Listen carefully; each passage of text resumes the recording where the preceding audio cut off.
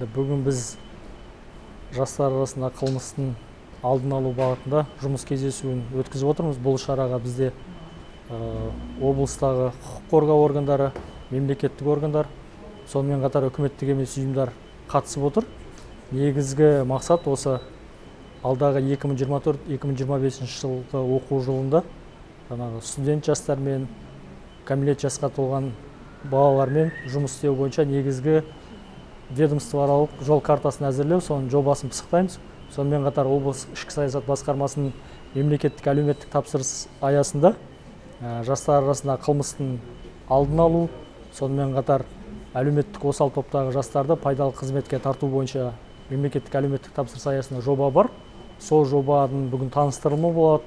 Жоба аясында қандай іс-шаралар ұйымдастырамыз, қалалар мен аудандарда қандай оқыту семинарлары болады, кімдерді қамтимыз, ақпараттық консультациялық қызметтер қандай санаттағы жастарға жүргізіледі. Сол жоба туралы бүгінгі жұмыс тобының отырысы. Бұндай кездесулер әлі жалғасын табатын болады. Салыстырмалы түрде алып қарайтын болса, 2023 жылдың жарты жылдығы мен 2024 жылдың осы 2 айын қорытындысын салыстыратын болсақ, жастар арасында қылмыс деңгейі 10%-ға дейін төмендеген аңғаруға болады. Енді біз осымен тоқтап қана қалмай, алдағы уақытта да осы көрсеткішті төмендету, жастар арасында қылмыстың алдын алу мақсатында осындай кездесулерді жүйелі түрде ұйымдастыратын боламыз.